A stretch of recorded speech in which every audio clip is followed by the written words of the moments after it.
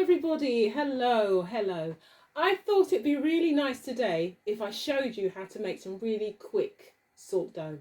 Now, salt dough is very much like making Play-Doh, that the children love to play with.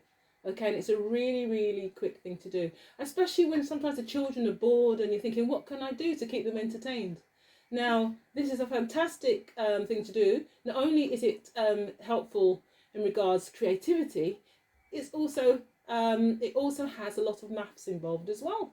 Okay, so while you're making your salt dough together, you can talk about mathematical concepts that the children will assimilate as they play and as they are creative. Okay, so it's another way of making learning fun. Okay, so now in the Caribbean community, we are so used to making fried dumplings or boiled dumplings, and that involves combining flour with water and just rolling it together and kneading it together to make your dumpling and your fried and your boiled dumpling. And also, if you're into baking, a lot of us like to bake, maybe like to make bread. Okay, so we all understand how to combine flour and water and knead it into a dough. Yeah, so some of you may be familiar with this.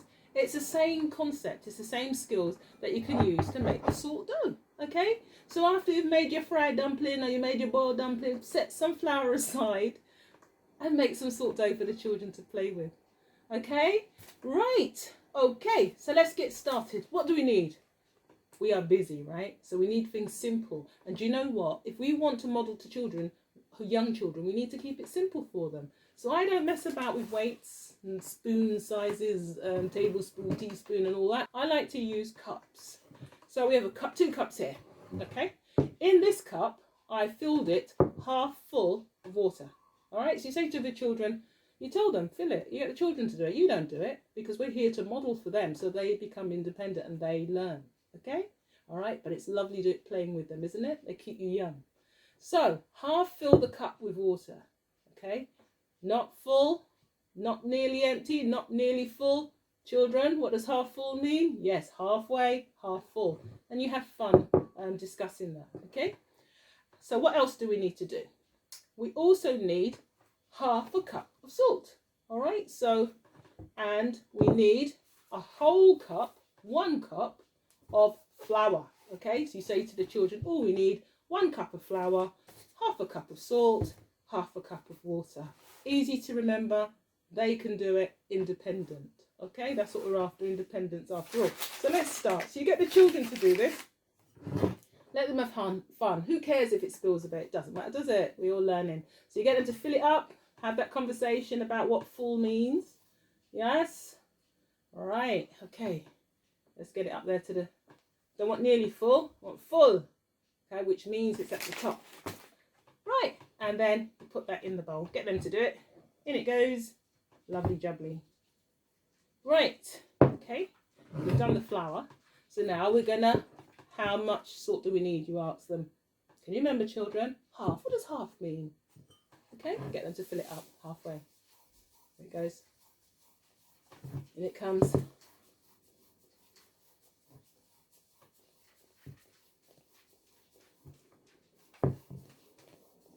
Right, you keep checking, keep talking. What does it mean? Have fun. So make sure it's half full. It looks half to me. What do you think? You say to them, yes, and let them do all of the work. Right, so we've got the salt, in it goes. Lovely, okay? This is the nice bit. Get your hands in, mix it up, like that. Then we get the half cup of water. There we are, pour it in, like so. And get them to put their fingers in, okay? What would be good is if they had a bowl and you had a bowl, you just modelled, yeah, as they did it as well. You get your hands in and you can teach your children now some good kneading skills. First of all, just stir it. I keep my fingers like together like that and just stir it like I would a spoon. I think the hands are the best tools, don't you? Okay, so round and I'm digging up. You say to children, get all the dry bits at the bottom. That's it. Push it in. Yeah. Keep going, keep going. And only when it starts to get a bit drier, yes, that you can start putting both of your hands in and really gathering it all together, yes, so that it comes together into a ball. Now these are the great kneading skills that children need to learn.